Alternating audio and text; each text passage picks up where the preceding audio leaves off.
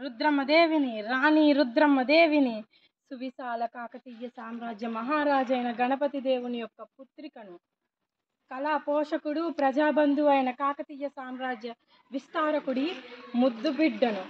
ఈ పురుషాధిక్య సమాజంలో స్త్రీలు ఎందులోనూ తక్కువ కాదని నేనే పురుషుని వేషంలో రాజనీతి, యుద్ధ కళలు, లలిత కళలు, అర్థశాస్త్రాల్లో నా ప్రావీణ్యాన్ని నిరూపించుకున్నాను. నేను కత్తి పట్టుకొని రణరంగంలో దిగితే శత్రువుల గుండెల్లో గుబులు పుడుతుంది. నా వేగాన్ని చూసి ఎటు చూసినా రుద్రమ్మేనని శత్రువులు తోక ముడుచుకొని పారిపోయేవారు. 7 ప్రాకారాల కోట రక్షణ వ్యవస్థను ప్రారంభించాను. ఆ తరువాత సరసమైన పన్ను విధానాన్ని ప్రారంభించాను. ప్రతి ఊరికి చెరువులు, కాలువలు, బావులు నిర్మించి వ్యవసాయ అభివృద్ధికై పాటుపడ్డాను.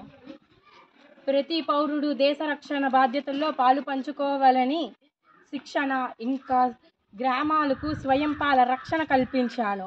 మంత్రులు, సామంతులు వేగులతో సువిశాల సామ్రాజ్యాన్ని ప్రజారంజితంగా పాలించాను.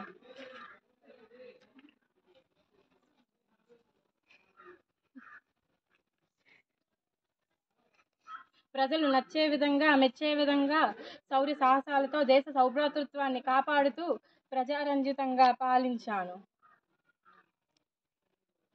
దేశ చరిత్రలోనే కాకతీయ సామ్రాజ్య చరిత్రని స్వర్ణయుగంగా చెప్పుకునేలా చేశాను. విశిష్ట కాకతీయ సామ్రాజ్యంలో కరువు కాటకాలు కాలుమోపకుండా చేసి దాయాదులు గుండెల్లో గుబులు పుట్టించాను.